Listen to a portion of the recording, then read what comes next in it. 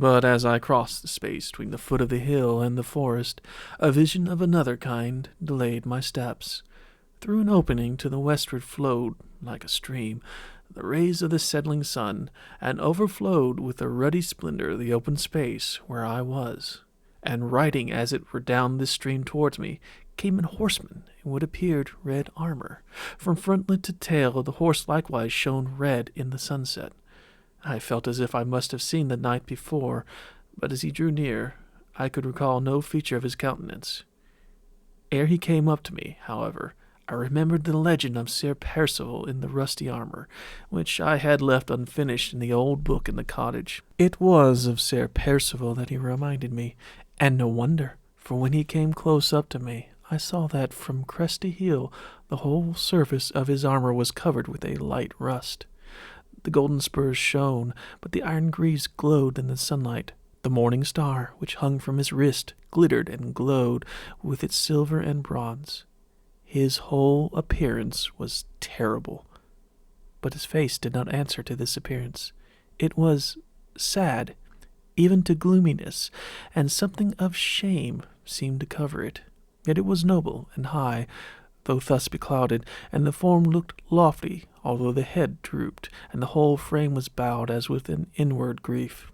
The horse seemed to share in its master's dejection, and walked spiritless and slow.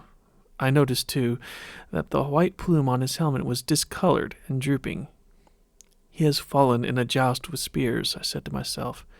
Yet it becomes not a noble knight to be conquered in spirit, because his body hath fallen. He appeared not to observe me, for he was riding past without looking up, and started into a warlike attitude the moment the first sound of my voice reached him. Then a flush as of shame covered all of his face that the lifted beaver disclosed. He returned my greeting with distant courtesy, and passed on. But suddenly he reined up, sat a moment still, and then, turning his horse, rode back to where I stood, looking after him. "I am ashamed," he said, "to appear a knight and in such a guise, but it behooves me to tell you to take warning from me, lest the same evil in his kind overtake the singer that has befallen the knight. Hast thou ever read the story of Sir Percival and the—" Here he shuddered, his armor rang. "Maiden of the alder tree." "In part I have," said I, "for yesterday at the entrance of this forest I found in a cottage the volume wherein it is recorded." "Then take heed," he rejoined, "for see my armor. I put it off, and as it befell to him, so has it befallen to me. I that was proud am humble now, yet she is terribly beautiful.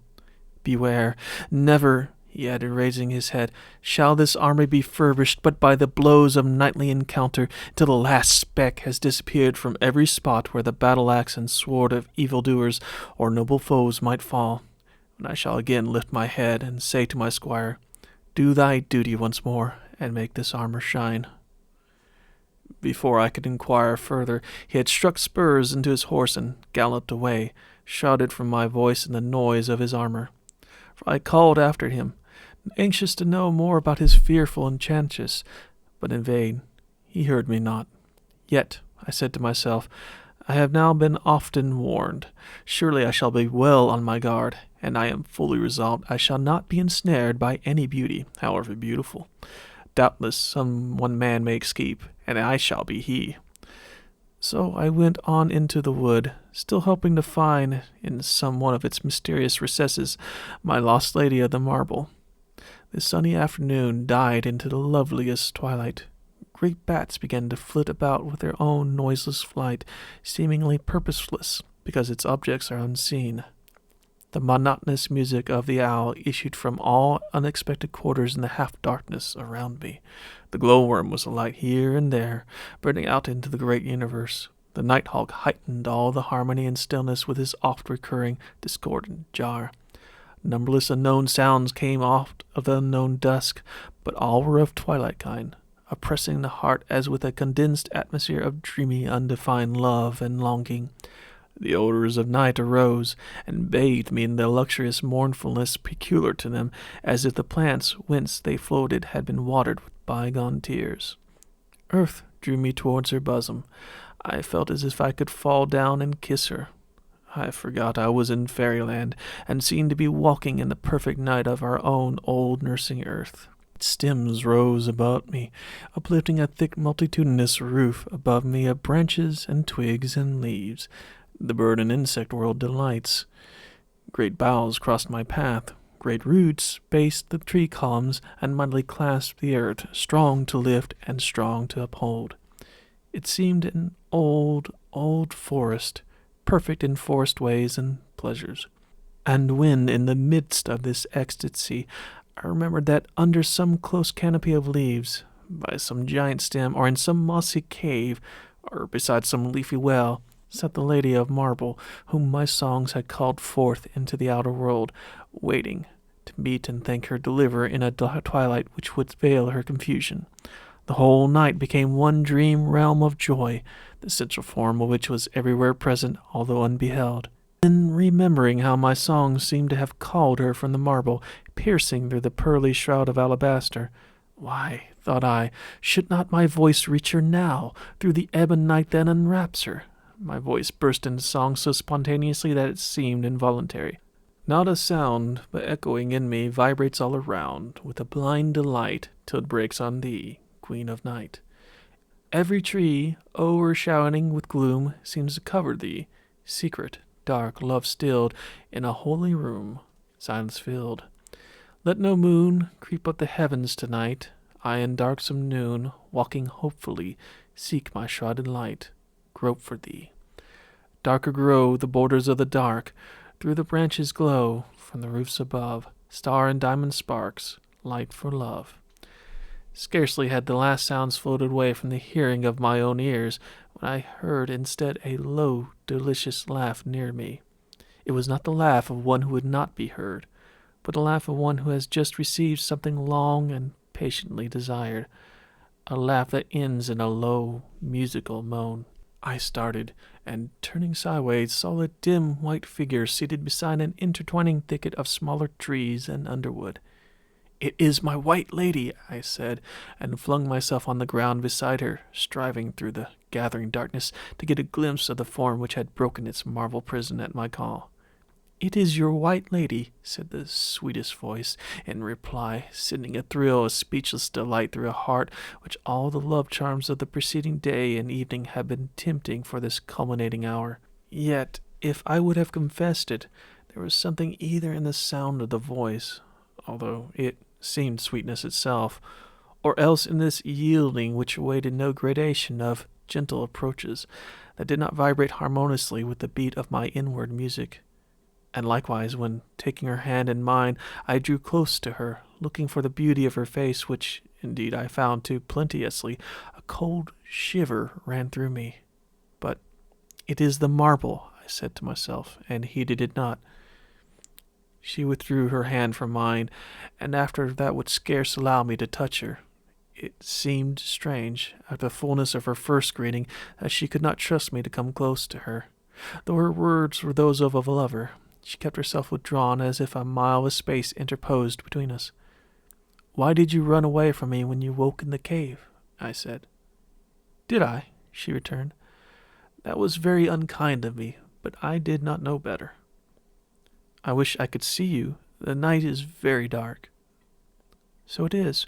Come to my grotto. There is light there." "Have you another cave, then?" "Come and see." But she did not move until I rose first, and then she was on her feet before I could offer my hand to help her. She came close to my side and conducted me through the wood, but once or twice, when, involuntarily almost, I was about to put my arm around her as we walked on through the warm gloom, she sprang away several paces, always keeping her face full towards me, and then stood looking at me, slightly stooping in the attitude of one who fears some half-seen enemy. It was too dark to discern the expression of her face. Then she would return and walk close beside me again, as if nothing had happened. I thought this strange, but besides that I had almost, as I said before, given up the attempt to count for appearances in fairyland. I judged that it would be very unfair to expect from one who had slept so long and had been so suddenly awakened a behavior correspondent to what I might unreflectingly look for. I knew not what she might have been dreaming about. Besides, it was possible that, while her words were free, her sense of touch might be exquisitely delicate. At length, after walking a long way in the woods, we arrived at another thicket, though the intertexture which was glimmering a pale rosy light. "Push aside the branches," she said, "and make room for us to enter." I did as she told me. "Go in," she said. "I will follow you." I did as she desired, and found myself in a little cave, not very unlike the marble cave. It was festooned and draperied with all kinds of green that clung to shady rocks. In the furthest corner, half hidden in leaves, though which it glowed, mingling lovely shadows between them, burned a bright rosy flame on a little earthen lamp. The lady glided round by the wall from behind me, still keeping her face towards me, and seated herself in the furthest corner with her back to the lamp, which she hid completely from my view. I then saw indeed a form of perfect loveliness before me. Almost it seemed as if the light of the rose lamp shone through her, for such a delicate shade of pink seemed to shadow what in itself must be marbly whiteness of hue. I discovered afterwards, however, there was one thing in it I did not like, which was that the white part of the eye was tinged with the same slight roseate hue as the rest of the form. It is strange that I cannot recall her features, but they, as well as her somewhat girlish figure, left on me simply and only the impression of intense loveliness. I lay down at her feet and gazed up into her face as I lay.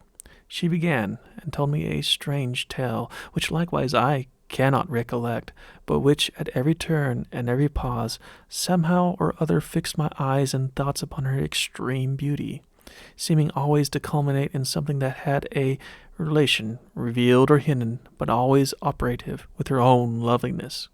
I lay entranced. It was a tale which brings back a feeling as of snows and tempest, torrents and water sprites, lovers parted for long and meeting at last, with a gorgeous summer night to close up the whole.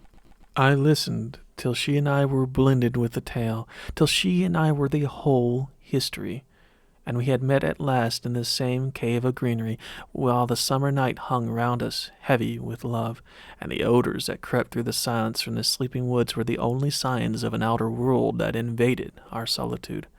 What followed I cannot clearly remember. The succeeding horror almost obliterated it. I woke as a grey dawn stole into the cave. The damsel had disappeared, but in the shrubbery, at the mouth of the cave, stood a strange, horrible object.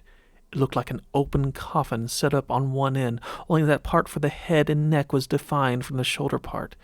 In fact, it was a rough representation of a human frame, only hollow, as if made of decaying bark torn from a tree.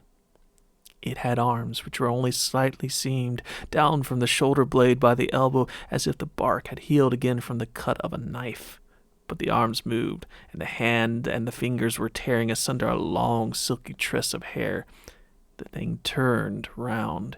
It had for a face and front those of my enchantress, but now of a pale greenish hue in the light of the morning, and with dead, lustreless eyes. In the horror of the moment, another fear invaded me. I put my hand to my waist, and found indeed that my girdle of beech leaves was gone. Hair again in her hands, she was tearing it fiercely. Once more, as she turned, she laughed a low laugh, but now full of scorn and derision, and then she said, as if to a companion with whom she had been talking while I slept, "There he is. You can take him now." I lay still, petrified with dismay and fear, for I now saw another figure beside her, which, although vague and indistinct, I yet recognized but too well. It was the ash tree. My beauty was the maid of the altar, and she was giving me, spoiled of my only availing defense, into the hands of my awful foe. The ash bent his Gorgon head and entered the cave. I could not stir. He drew near me. His ghoul eyes and his ghastly face fascinated me. He came stooping with that hideous hand outstretched like a beast of prey.